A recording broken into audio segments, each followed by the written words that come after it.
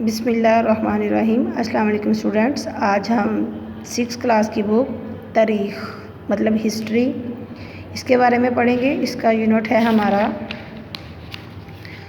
Unit number 3 का first part है जनूबी एशिया में मुसलमान।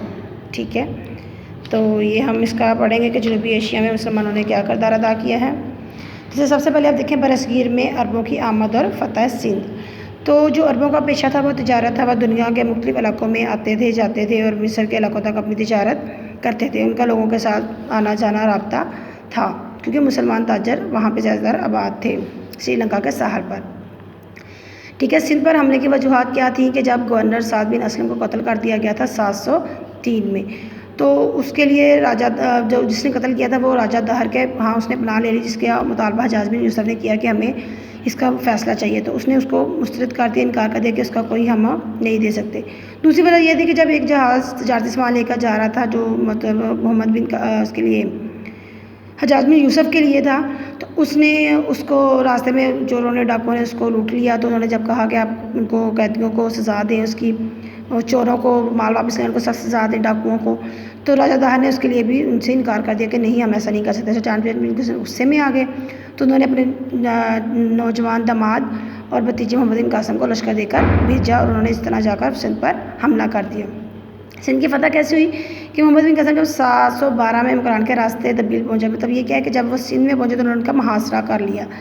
तो उन्होंने राजा दहर को दरिया महरान, तो मोहम्मद बिन कासिम ने क्या कहा उनको, मोहम्मद बिन कासिम को हज्जाज बिन यूसुफ ने कहा कि आपने उसको दरिया अबूर करने नहीं देना। ठीक है, महरान मतलब सिंध जो है वो उनको अबूर नहीं करने देना ताकि वो खुले मैदान में मुकाबला कर सके। तो इस तरह जब उन्होंने मुकाबला किया तो उन्होंने आखिरकार वो मुकम्मल तौर पर उन्होंने फ़तह हासिल कर ली 712 में सिंध पर। मुल्तान की जो फ़तह है इसके बाद उन्होंने जब सिंध को फ़तह कर लिया तो वो जब सिंध की फ़तह के बाद मोहम्मद बिन कासिम मुल्तान पर तो इसने इस्लामी लश्कर का मुकाबला किया, लेकिन मैदान जंग से भागकर इसने जान बचाई। तो फिर क्या किया कि मोहम्मद बिन कासिम ने मुल्तान से मोहम्मद बिन कासिम को बेशुमार मालो दौलत मिली, जिसका काफ़ी हिस्सा सिपाहियों में तकसीम कर दिया गया और हज्जाज बिन यूसुफ को इराक़ भेज दिया गया। ठीक है, इस फ़तह से भी हज्जाज बिन यूसुफ बहुत खुश हुआ। ठीक है, उसके बाद है सुल्तान महमूद गज़नवी। ये क्या है कि ये गज़नी में पैदा हुआ था और ये इसने इनके वालिद की वफ़ात जो है 997 में 27 साल की उम्र, मतलब इनके वालिद की वफ़ात हो गई तो 997 में वो 27 साल की उम्र में इस तख्त पर बैठ गए। मतलब अपने वालिद के बाद महमूद गज़नवी इस सल्तनत में आए। इन्होंने 33 साल जंगी महारत में गुजारे। ठीक है, इन्होंने भी हिंदुस्तान पर बहुत से हमले किए और इनको उनमें बहुत ज़्यादा फ़तह हासिल हुई।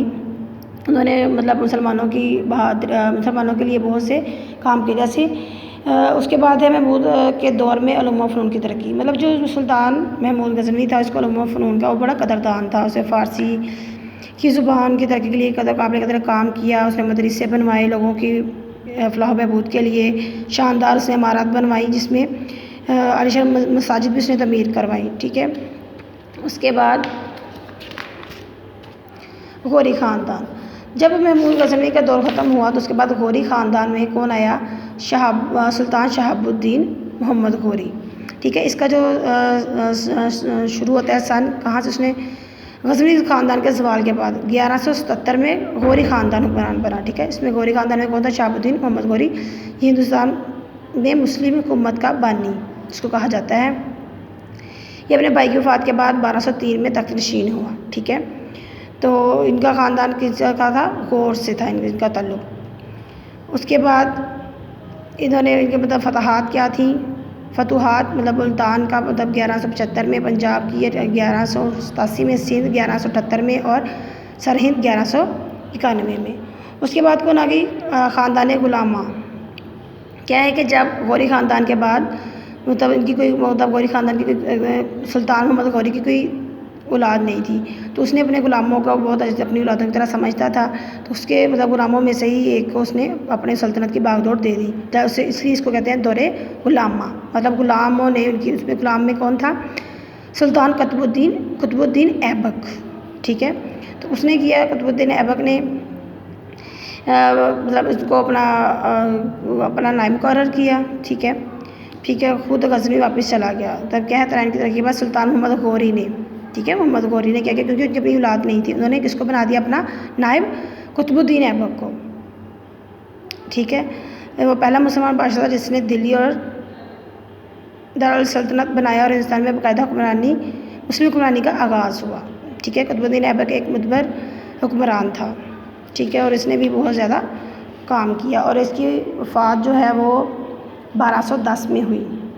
इसका मकबरा किधर है, अनारकली लाहौर में।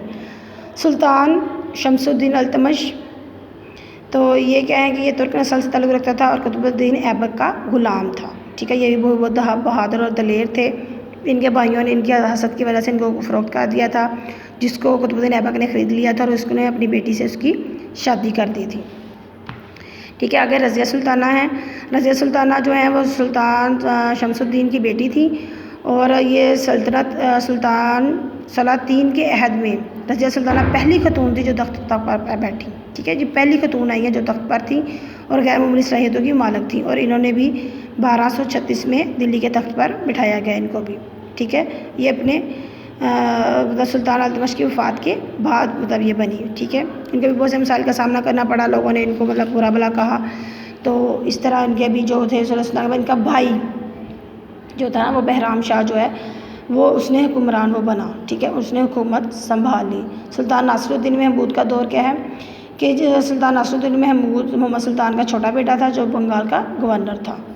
इसने 1240 में इस तख्त को संभाला और उसने इसको मतलब क्योंकि इसको सल्दी समूरे सल्तनत में ज़्यादा दिलचस्पी नहीं थी, इसने अपने मतलब एक वज़ीर को गियासुद्दीन को इस हुकूमत के लिए मुंतखब कर लिया, उसने उसका अपना मुकर्रर बना लिया और वो सारे मामलात को देखता था। उसके बाद उसके जो ग़ुलाम था वज़ीर था गियासुद्दीन, फिर उसका दौरे हुकूमत आ गया, तो इसका भी इसका ताल्लुक़ तुर्क नस्ल से था, वो भी आला सलाहियतों का मालिक था। इसने भी बहुत ज़्यादा मेहनत की और देखें इसने 1236-67 में सुल्तान नासिरुद्दीन की वफ़ात के बाद तख्त नशीन हुआ, मतलब उसने उसकी वफ़ात के बाद ये तख्त संभाला, ठीक है। उसके बाद सुल्तान मइज़ुद्दीन ये उसके गियासुद्दीन बल्कि गियासुद्दीन ख़ानदान ग़ुलामा का आखिरी काबिल हुक्मरान था, ठीक है।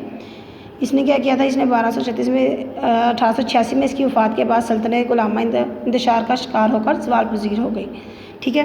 तो यहाँ पे ये क्या है कि ये इसने भी जो है फिर खलीजी जब देखे ना सल्तनत तो इस्तेकाम ना मतलब इनके बेटे ने भी इतना अच्छे तरीके से इनको ना संभाल सका तो सल्तनत तो इस्तेकाम ना मिल सका और जलालुद्दीन खिलजी ने मौका पाकर 1290 में तख्त पर कब्ज़ा करके खिलजी ख़ानदान की बुनियाद रखी, ठीक है। कि जब वो उन्होंने सुल्ताना मतलब उनके हाथों मतलब हुकूमत जो है वो अच्छे तरीके से ना चल सकी, वो अपनी सल्तनत को ना संभाल सके, तो फिर खिलजी ख़ानदान जो था उन्होंने इनकी जो है सल्तनत थी वो उसको अपने हाथों में ले लिया, मतलब उन्होंने उसका ओहदा संभाल लिया। तो इसके ये सवालात हैं जैसे सुल्तान महमूद ग़ज़नवी के बरसगीर पर हमलों के बारे में तहरीर करें, हमने उसके हमले पीछे पढ़े, ठीक है। तो उसके बाद इसके ये आते हैं दुरुस्त जवाब पर टिक का निशान लगाएं। आपने ये अभी मैंने रीडिंग आपको बताई है, आप जब अच्छे से पढ़ेंगे आपको इनके MCQs के सारे आंसर्स मिल जाएंगे, ठीक है। उसके बाद इसकी ये शॉर्ट क्वेश्चन है, महमूद ग़ज़नवी ने कितनी जंगें लड़ी, आपने पीछे पढ़ेंगे। मोहम्मद बिन कासिम ने सिंध किस सन ईस्वी में फ़तह किया, ठीक है। अरबों के हमलों के वक्त सिंध में कौन सा राजा हुकूमत करता था, ठीक है। ये शॉर्ट क्वेश्चन हैं, ये भी आपने अच्छे तरीके से करने हैं और ये इसकी मैचिंग है, ये भी आपने करनी है। जब आप रीडिंग अच्छी से डीपली इसको स्टडी करेंगे तो आपको इनके सारे सवालात के जवाब मिल जाएंगे, ठीक है। अगर आपको फिर भी कोई प्रॉब्लम हो तो आप स्कूल में हमसे रब्ता कर सकते हैं।